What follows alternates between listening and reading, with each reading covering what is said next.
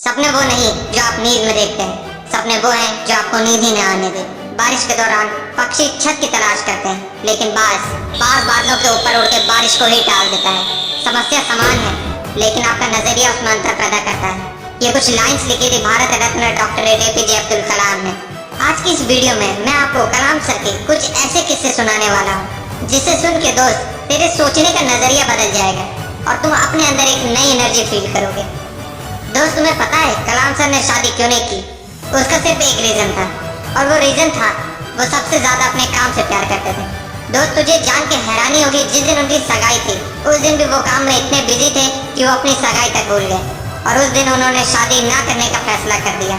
उन्होंने एक इंटरव्यू में कहा, इंसान शादी और बच्चे अपनी सेल्फलेसनेस के लिए करता है, और मैं सेल्फिश नहीं होना चाहता। मैं अपनी पूरी जिंदगी अपने देश को समर्पित करना चाहता हूँ। दोस्तों, बात है 10 अगस्त 1979 की। 19 साल की मेहनत, 23 मीटर लंबा SLV-3 रॉकेट 17 टन की वजन लेके 7:58 पर आसमान में उड़ गया। ये रॉकेट 4 स्टेज में था, और ये रॉकेट सिर्फ रॉकेट नहीं था, ये सपना था उन तमाम लोगों का जो इस प्रोजेक्ट में शामिल थे, और इस प्रोजेक्ट के डायरेक्टर थे कलाम सर। वो रॉकेट पहली स्टेज तो पार कर गया, लेकिन दूसरी स्टेज में जाने के बाद रॉकेट ने काम करना बंद कर दिया, और 317 सेकंड के बाद कलाम सर और उनके लोगों का सपना कचरा बन के श्रीहरिकोटा से 560 किलोमीटर दूर समंदर में जा गिरा। दोस्त, क्या हालत हुई होगी उस वक्त कलाम सर और उन बाकी सारे साथियों की, जब उन्होंने 19 साल की मेहनत, उनका सपना कुछ ही सेकंड में समुद्र में कचरा बन के बिखर गया। कलाम सर कहते थे कि उस वक्त अंदर से मैं इतना टूट गया था कि मैं बिस्तर में जाके घुस गया, मेरी आंखों से आंसू बहने लगे। लेकिन दोस्तों, कलाम सर हार मानने वालों में से नहीं थे।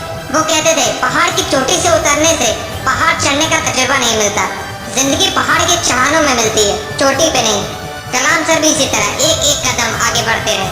और दोस्तों, एक साल के बाद 18 जुलाई 1980 सुबह 8:03 पे हिंदुस्तान का पहला सैटेलाइट रोहिणी अंतरिक्ष की ओर निकल पड़ा, और अगले 2 मिनट के अंदर रोहिणी सैटेलाइट अंतरिक्ष में था।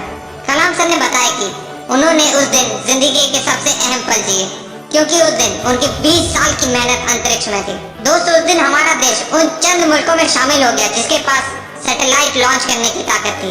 ये सब कुछ हो पाया एक इंसान की मेहनत, उनके नेवर गिव अप एटीट्यूड की बदौलत। दोस्त, जब कलाम सर को राष्ट्रपति चुना गया तो उनका स्वागत जोरों शोरों से किया गया। राष्ट्रपति भवन को बहुत ही खूबसूरत तरीके से सजाया गया, लेकिन ये बहुत कम लोग जानते हैं कि जब कलाम सर वहाँ पहुँचे तो वो बस 2 सूटकेस लेके वहाँ पहुँचे। एक सूटकेस में कपड़े और दूसरे सूटकेस में किताबें। इसे कहते हैं किताबों से प्यार। अगर इस वीडियो को कोई स्टूडेंट देख रहा है तो ये बात समझो कि जितना आप किताबों से प्यार करोगे उतना वो किताबें आपको बड़ा बनाती चली जाएंगी। ये किताबें ही थी जिन्होंने कलाम सर को इतना बड़ा बना दिया। दोस्त, मैंने कुछ लाइन पढ़ी थी जो कलाम सर के लिए लिखी गई है। था बंदा इस्लाम का पर वो कभी नहीं ऐठा करता था, जब भी चाहा संतों के चरणों में बैठा करता था। दोस्तों, कलाम सर ने कुछ बातें ऐसी कही थी जिसे अपने जीवन में हमेशा हमेशा के लिए उतार लेनी चाहिए। उन्होंने कहा था, कोई भी शख्स कितना भी छोटा हो उसे हौसला नहीं छोड़ना चाहिए। मुश्किलें जिंदगी का हिस्सा है और तकलीफ कामयाबी की सच्चाई। खुदा ने ये वादा तो नहीं किया आसमान हमेशा नीला रहेगा, जिंदगी भर फूलों से भरी राह मिलेगी। खुदा ने वादा तो नहीं किया सूरज होगा तो बादल नहीं होंगे, खुशी होगी तो गम नहीं होगा, सुकून होगा तो दर्द नहीं होगा। ये जिंदगी की सच्चाई है। अगर हम एक सांस लेंगे तो एक सांस छोड़नी पड़ेगी। अगर कुछ हासिल करना है तो कुछ खोना भी पड़ेगा दोस्त। इसलिए अगर सूरज की तरह चमकना चाहते हो तो सूरज की तरह जलना सीखो। दोस्त, कलाम सर ने तो कर दिखाया, इसलिए आज भी हम कलाम सर के बारे में बात कर रहे हैं। अगर तेरे अंदर भी वो आगे कुछ कर दिखाने की तो कसम खा, तू अपने सपने को पाने के लिए हर हद पार करने के लिए तैयार है। और अपने सपनों को मोटिवेशनल फ्लाइट देने के लिए चैनल को सब्सक्राइब कर लेना। जय हिंद।